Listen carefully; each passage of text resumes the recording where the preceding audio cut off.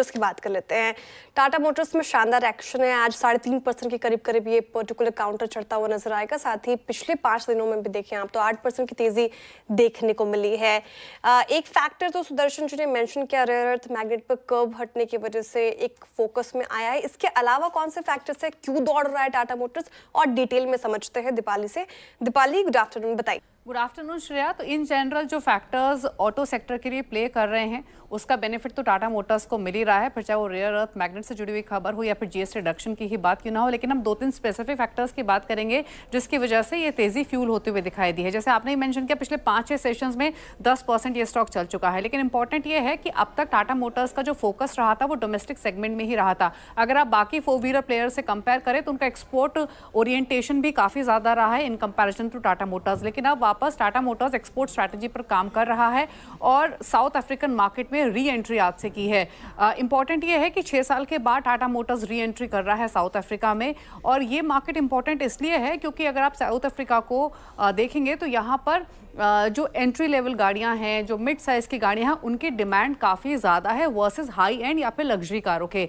मारुति वहाँ पर Suzuki branding के थ्रू गाड़ियां बेचता है, एमएनएम की वहाँ पर काफ़ी अच्छी प्रेजेंस है, Hyundai, निसान, इनकी गाड़ियां काफ़ी बिकती हैं। ऐसे में टाटा मोटर्स की री एंट्री इनफैक्ट काफ़ी इंपॉर्टेंट रहेगी 6 साल के बाद। 17-18 के बाद से इन्होंने गाड़ियां वहाँ पर नहीं बेची कमर्शियल व्हीकल सेगमेंट के थ्रू, हालांकि साउथ अफ्रीकन मार्केट में प्रेजेंस रही है। अभी तक बहुत ही लिटिल एक्सपोर्ट्स टाटा मोटर्स करती है, थोड़ा नेपाल में, भूटान में, मॉरिशस में।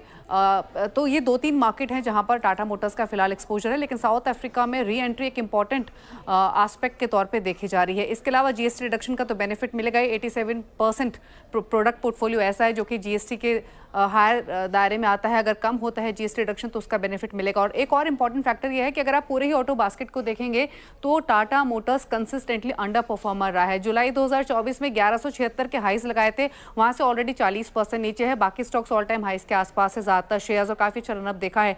तो वैल्यूएशन वाइज भी काफी अट्रैक्टिव है। इंडस्ट्री से कंपेयर करें या फिर बाकी ऑटो कंपनीज के पी से कंपेयर करें, 11-12 के पी पर टाटा मोटर्स ट्रेड कर रहा है। वहीं मारुति का 30.6 पी है।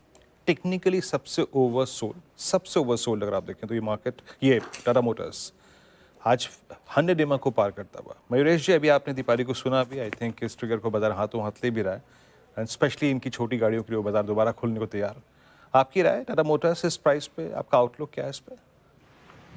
जनरली ऑटो इंडस्ट्री के लिए वीरू जी, आई थिंक न्यूज़ काफ़ी पॉजिटिव है और एक्सपेक्टेशन और उम्मीद यही जताई जा रही है कि जैसे नए लॉन्चेस काफ़ी कंपनीज करेंगी, हो टाटा मोटर्स हो, मारुति हो, एमएनएम हो, I think because of the rationalisation कहीं ना कहीं आई थिंक एक वॉल्यूम्स पे एक पॉजिटिव इफेक्ट इसका देखा जाएगा।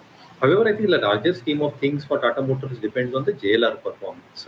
और इसलिए आई थिंक जेएलआर का परफॉर्मेंस कैसे रह सकता है ओवरसीज मार्केट में, स्पेसिफिकली चाइना हो, स्पेसिफिकली नॉर्थ अमेरिका हो, and when there is a lot of tariff uncertainty over the next few months, मुझे लगता है एक सेंटिमेंटल इम्पैक्ट आपने टाटा मोटर्स के प्राइस में जरूर देखा है, और कहीं ना कहीं ये कंसोलिडेट करेगा looking at how the global developments are taking place, क्योंकि ग्लोबली भी कंपटीशन काफी भारी चल रही है।